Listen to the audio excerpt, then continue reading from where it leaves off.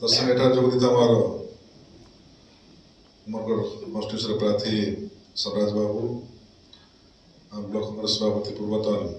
गौंड बाबू SCL सभापति समस्त नेतृमंडली परशु बाबू आज नूतन वर्ष समस्त को अभिनंदन जे नूतन वर्ष आपण मान गोटे अनेक दिन डिमांड को रखुछु आपण पाखरे शिशु मानकर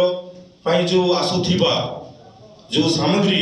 से सामग्री उपरे से माने निम्न मानर देई से माने मालामाल होछंती तेणु एथि प्रति आमे आपण मानक माध्यम रे आमे सरकार को अनुरोध करबा पई चाहूछु कि या प्रति विजिलेंस तदंत हो आउ ये जो संस्था जे कि एते वर्ष जो प्रकार न्याय अन्याय करी चली हेले भी सरकार शुणु नहांती तेणु आपण मानक माध्यम रे आमे सरकार को सुनाइबा पई चाहूछु आउ सरकार को जणाइबा पई चाहूछु कि यथाशीघ्र एई संस्था को इंक्वायरी हो और तांको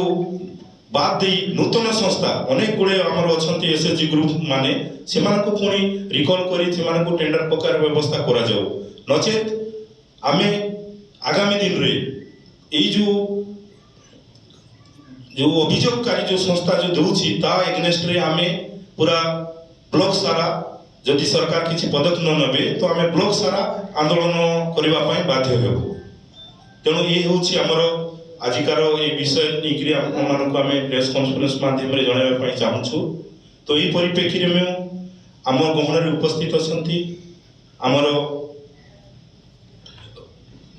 डीसीसी एक्स डीसीसी तथा आमर पूर्वतन एमएलए जड़े आदिवासी नेता